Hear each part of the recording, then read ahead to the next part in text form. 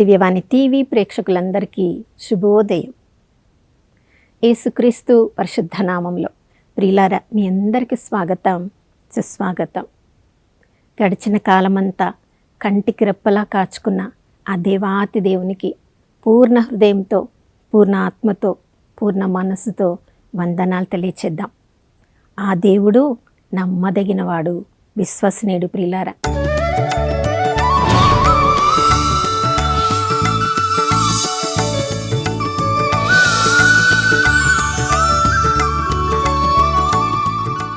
ఈ ఉదయకాలంలో కూడా ఆ నమ్మదగిన దేవుడు, మనందరినీ సజీవుల లెక్కలో ఉంచిన దేవుడు ఈరోజు కూడా మనం ఊహించిన దానికంటే, కోరుకున్న దానికంటే ఎక్కువగా ఆ ప్రభు మనల్ని ఆశీర్వదించి ఉన్నారు.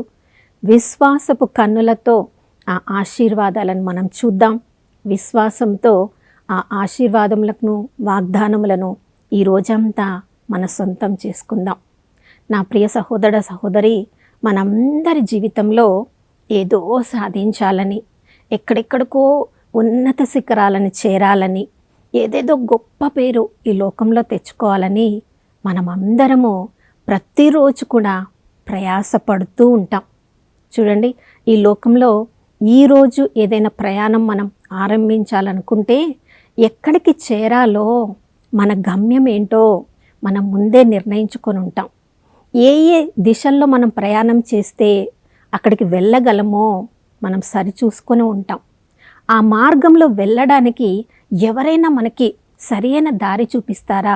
ఏ దారిలో వెళ్తే త్వరగా మనం అక్కడికి గమ్యాన్ని చేరుకోగలమో ఎవరు మనకి చూపిస్తారు అని ఎవరైనా మార్గం చూపించడమే కాదు, మనతో ఉండి ఆ స్థలానికి మనల్ని చేర్చితే, ప్రియులారా, అలాంటి సమయంలో ఎలాంటి బాధలు, ఎలాంటి ఆలోచన లేకుండా నిశ్చింతగా ఉంటాం.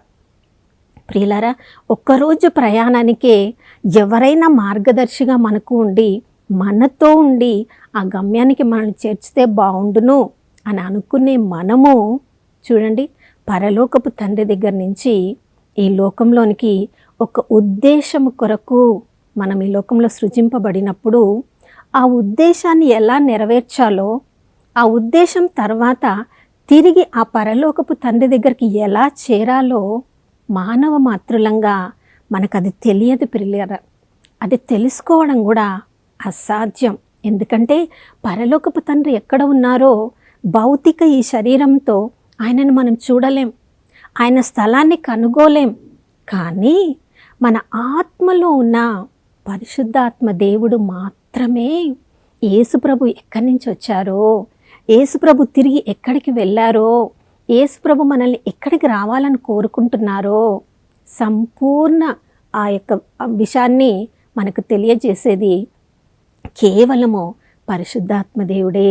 ప్రియులారా, మరి ప్రతిరోజు ఆ పరిశుద్ధాత్మ దేవుణ్ణి మన జీవితంలోనికి, ప్రభువా, ఈరోజు మొత్తానికి నా జీవితంలో మీరే నాకు మార్గదర్శి అయి ఉండండి ప్రభువా, నా జీవితానికి నేను తండ్రి దగ్గరికి చేరే వరకు నా జీవితంలో మీరే మార్గదర్శి అయ్యండి దేవా అని మనం ప్రార్థించగలిగితే, ప్రియులారా, పిలిచే దేవుడు, మనం పిలిచిన వెంటనే మనకు జవాబిచ్చే దేవుడు తప్పకుండా మన జీవితాలకు మార్గదర్శి అయి ఉంటున్నారు.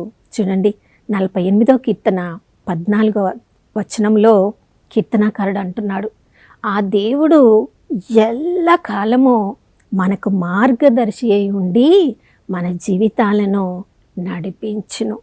ఈ సత్యం మనకు తెలియాలి ప్రియులారా. మనం అనుకుంటున్నాము మన జీవితాలను మనమే నడిపించుకుంటున్నాం. మన జీవితాలకు గమ్యం ఏంటో మనమే తెలుసుకోవాలి.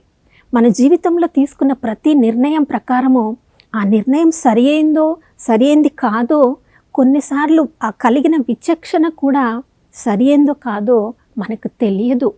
మరి అలాంటి రకరకాల ఆకర్షణలు కలిగిన ఈ లోకంలో మనం జీవిస్తూ ఉన్నప్పుడు అసలు మన గమ్యం ఏంటి? మనల్ని సృజించిన దేవుడు ఏ గమ్యం మనం చేరుకోవాలని ఆశపడుతున్నారు? ఎలాంటి జీవితం మనం జీవిస్తే మన గమ్యము దేవుని దృష్టిలో సరి అయినది అని మనం చూసుకున్నప్పుడు ప్రియులారా, దేవుడు మన జీవితంలో మనకి కావలసిన గమ్యం ఒక్కటే అనుకుంటున్నారు.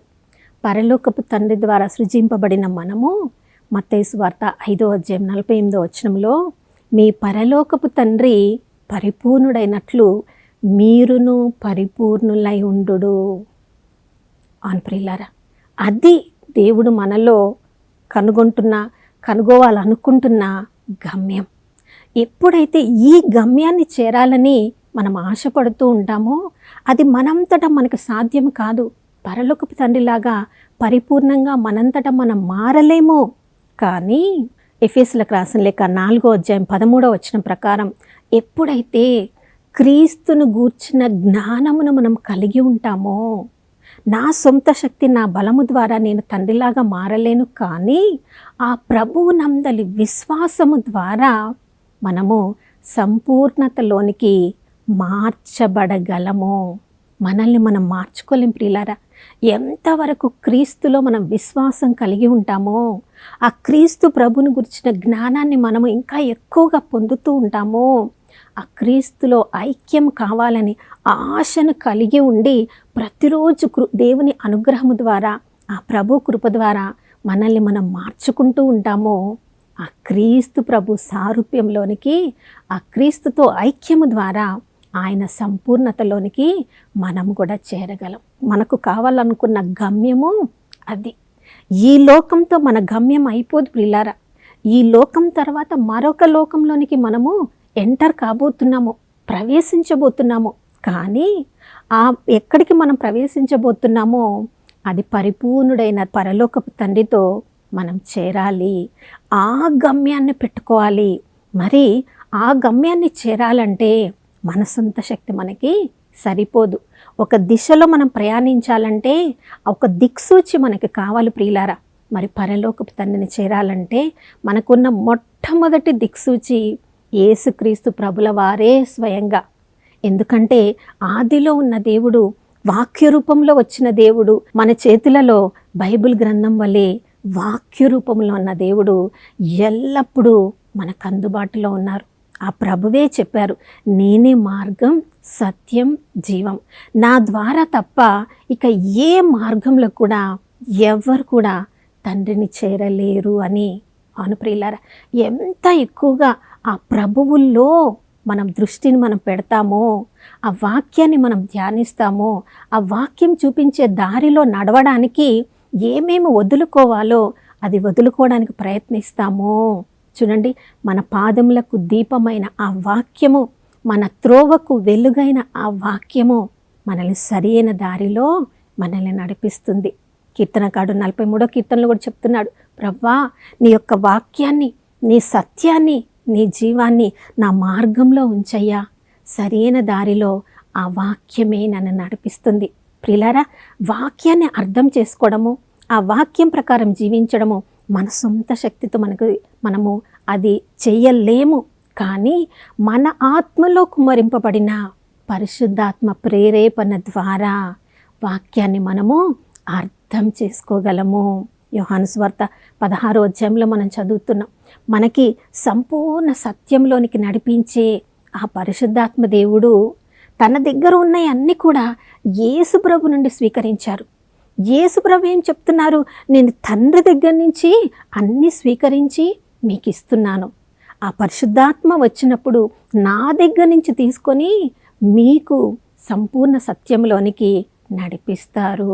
ఎక్కడ వాక్యాన్ని చదవాలని, మర్మాలను అర్థం చేసుకోవాలని, వాక్యం ద్వారా జీవించాలని, కానీ మన సొంత శక్తి మనకు సరిపోవడం లేదు అనుకుంటామో, వెంటనే ఆ పరిశుద్ధాత్మ దేవుణ్ణి మనము ఆహ్వానించినట్లయితే మన భౌతిక శక్తి ద్వారా ఏమేమి మనం చెయ్యలేకపోతున్నామో, మనల్ని ఎలా మార్చుకోలేకపోతున్నామో, పరిశుద్ధాత్మ దేవునికి మనల్ని మనం అర్పించినప్పుడు తప్పకుండా ఆ దేవుడు యేసు ప్రభు నడిచిన మార్గంలో మనల్ని నడిపిస్తారు.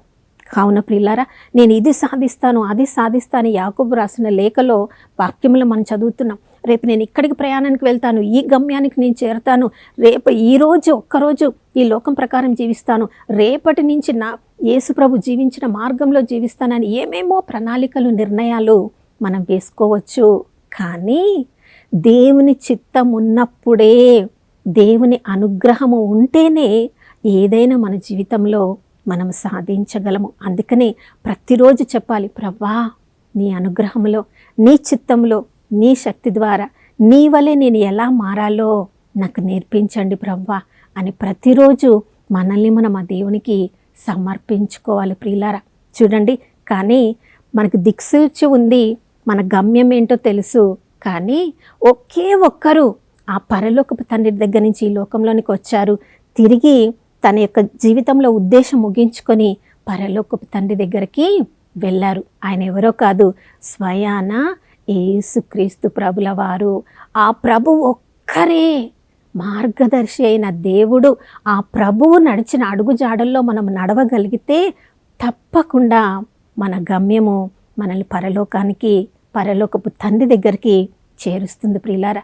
ఆ ప్రభువు చూపించిన మార్గంలో మనం నడవాలంటే మనము గొర్రెల్లాగా మారిపోయి మంచి కాపరి అయిన ఆ యేసుక్రీస్తు మందలో మనం చేరాలి. 23వ కీర్తనలో కీర్తనకారుడు అంటున్నాడు కదా, ఆ తండ్రి యొక్క దుడ్డు కళ్ళయు ఆయన కోలయు నన్ను కాపాడుచుండును, గాఢాంధకార లోయలో నిన్ను నడిచినా నేను భయపడను, ఎందుకు, నేను మంచి గొర్రెల కాపరి అయిన ఆయన మందలో నేనున్నాను.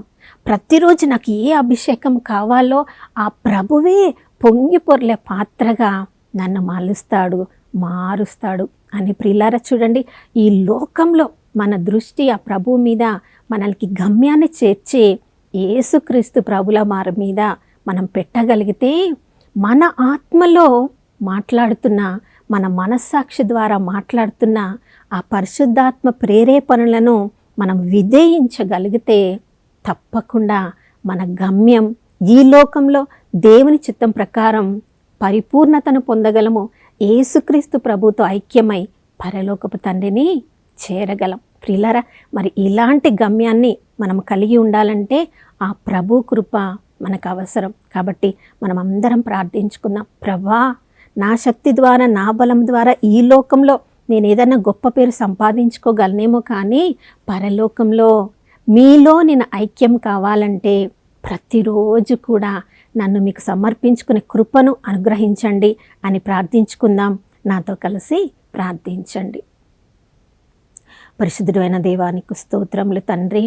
నైనా మేము ఒక గమ్యాన్ని చేరాలంటే ఎన్నెన్నో దిశల్లో మేము ప్రయాణించి దాన్ని చేరగలం, కానీ ప్రభువా సరియైన మార్గంలో సరియైన సమయానికి మేము చేరాలంటే పరిశుద్ధాత్మదేవా మీరే మా జీవితంలో దిక్సూచిగా ఉండి, పరలోకపు తండ్రి ఎంతగా పరిపూర్ణుడో ఈ లోకంలో మేము కూడా అంత పరిపూర్ణతను కలిగి జీవించడానికి, నిత్యత్వంలో పరలోకపు తండ్రితో ఐక్యం కావడానికి ప్రవ్వా నాయన మా జీవితంలో పాపముల వలన మేము మృతులమైతిమి ప్రవ్వా అని ఎఫెసీయులకు రాసిన లేఖ 2వ అధ్యాయంలో మేము చదువుతున్నాం తండ్రి. కానీ యేసుక్రీస్తు ప్రభుల వారి మరణ పునరుత్థానాల ద్వారా, ఆ ప్రభువు చిందించిన పరిశుద్ధ రక్తము ద్వారా మమ్మల్ని తిరిగి సజీవవంతులుగా చేశారు ప్రభువా, నీకు స్తోత్రం. అయ్యా మేము మృతులము కాదు, క్రీస్తులో మేము నూతన సృష్టి అని ప్రతిరోజు గుర్తించుకొని ప్రభువా అయ్యా పరిశుద్ధాత్మదేవ మీరిచ్చే ప్రేరేపణలకు మేము విధేయించడానికి నాకు కృపను అనుగ్రహించమని యేసయ్య పరిశుద్ధ నామంలో అడిగి వేడుకొనిచున్నాం తండ్రి, ఆమేన్. 25వ కీర్తన 9వ వచనంలో కీర్తనకారుడు అంటున్నాడు, వినయాత్ములను ఆ దేవుడే సన్మార్గమున నడిపించును. ఈ వాగ్దానం ఈరోజు మనందరి జీవితంలో నెరవేరునుగాక. మరొక నూతన శుభోదయంలో మనం అందరం కలుసుకునే వరకు దివ్యవాణి టీవీని వీక్షిస్తూ ఉందాం. ఇమ్మానుయేలు, దేవుడు మనతో ఉన్నారు.